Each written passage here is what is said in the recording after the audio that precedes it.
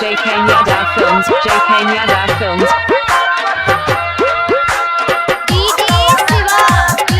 Presented by Albina Recording Studio,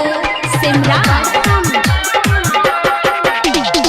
चेहरा पला height माल छटा हाइट चेहरा पला हाइट माल छटा हाइट जवानी पोरे पोरे कहसहु छाहुदी मसटारवा से फसला रह छाहुदी मसटारवा से फसला रह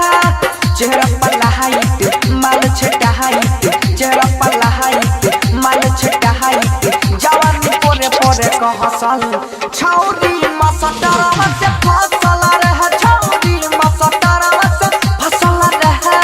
JK Yadav Films, JK Yadav Films.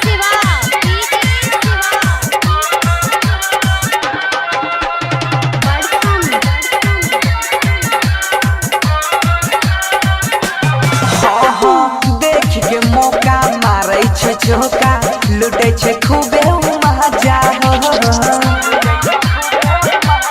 भैया देख के मौका मारै छे चौका लुटे छे खूबे मजा हो चढ़ू जवानी उमकल बदनिया दादा के धरै छे ताजा हो लै छे पहाड़ा सीखे का कहाड़ा लै छे पहाड़ा सीखे का कहाड़ा कॉपी पर कलम घसल छौरी मसटरवा से फसल रह छौरी मसटरवा से फसल रह JK Yadav Films.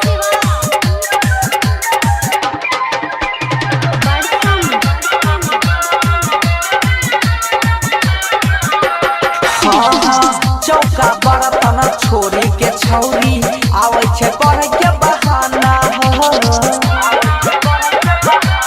भैया चौका बर्तन छोरी के छौरी आवे छे पढ़ के बहाना हो ये कर चाल चलन देखी के बापू न खाई छे खाना हो राइडर सोनू देखे छे बनसी राइडर सोनू देखे छे बनसी सबके दिल में धसल